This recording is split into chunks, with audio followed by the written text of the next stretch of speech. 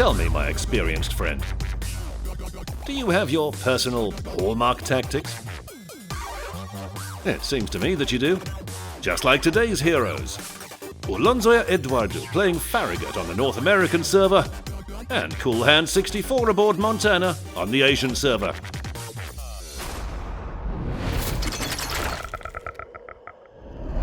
Let's start with Farragut. I'll tell you right away, this is the most unusual battle we've had in Sea Smackdown.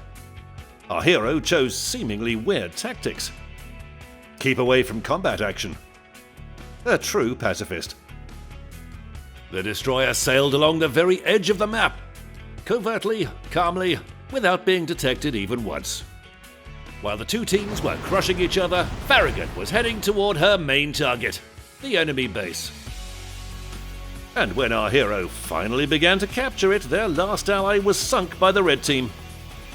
The American destroyer is now facing eight enemy ships. While fighting our allies, the enemies sailed too far away from their base and didn't expect a surprise like this from Farragut. Meanwhile, to be on the safe side, our hero began to deploy a smokescreen. And, what a misfortune, the destroyer was detected for the first time in this battle. Airplanes. The smokescreen concealed our hero. The enemy torpedo bombers made a blind launch in a crisscross pattern.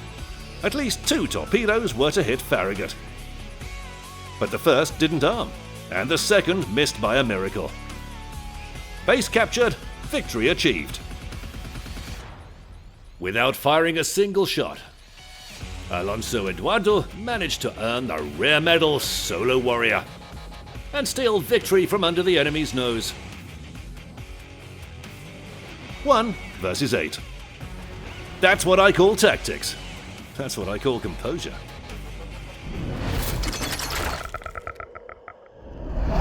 As for our second hero, you wouldn't be sneaking and hiding when playing a tier 10 steel monster.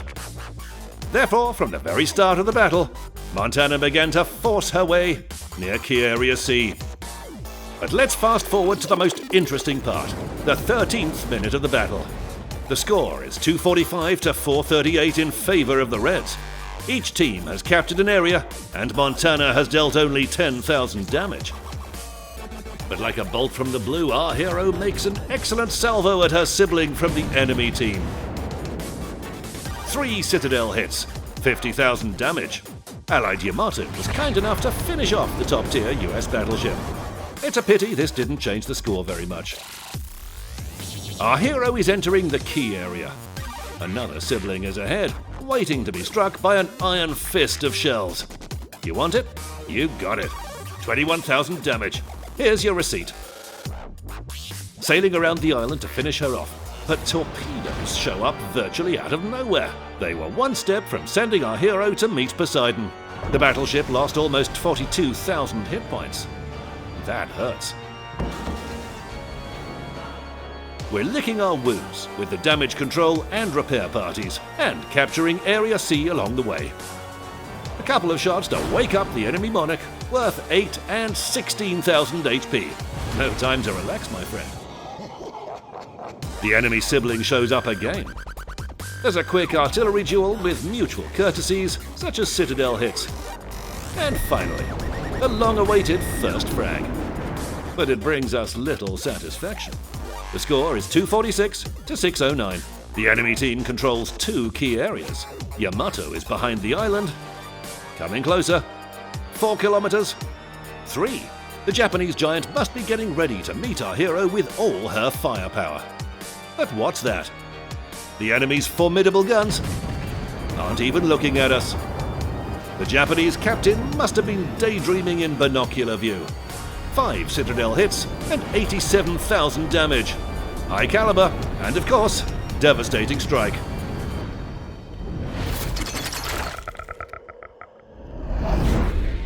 Yamato's hull was still floating when an enemy Minotaur appeared ahead. The cunning British cruiser launched her torpedoes and hastily hid behind the island. Montana did her best to dodge the torpedoes, but still got hit by one of them.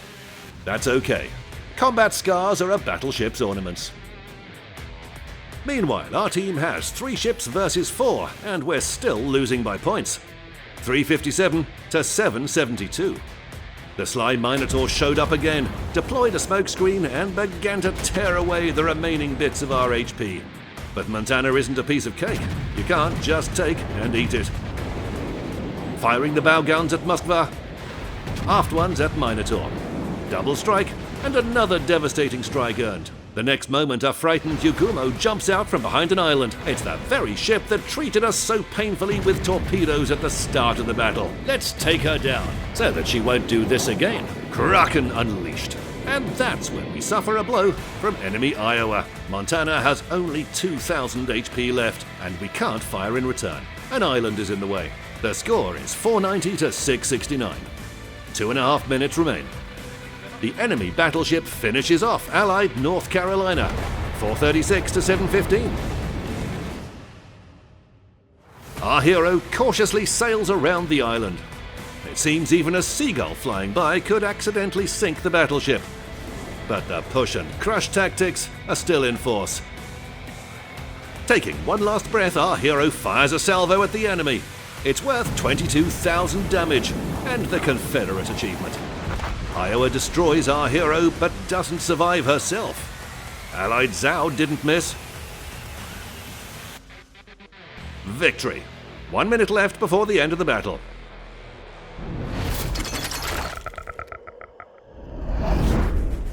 $324,000 damage caused. 12,000 experience, 3,200 of which is base XP. 5 frags, and 6 medals. This is what I call pushed, crushed, and won. Both of today's heroes proved that there are different ways to win. By wit or by force. The most important thing is to follow your tactics and believe in victory. As you know, victors are not judged, they are rewarded. With doubloons and the Sea Smackdown commemorative flag. And if you, my friend, are also eager to demonstrate your winning tactics, send me your replay.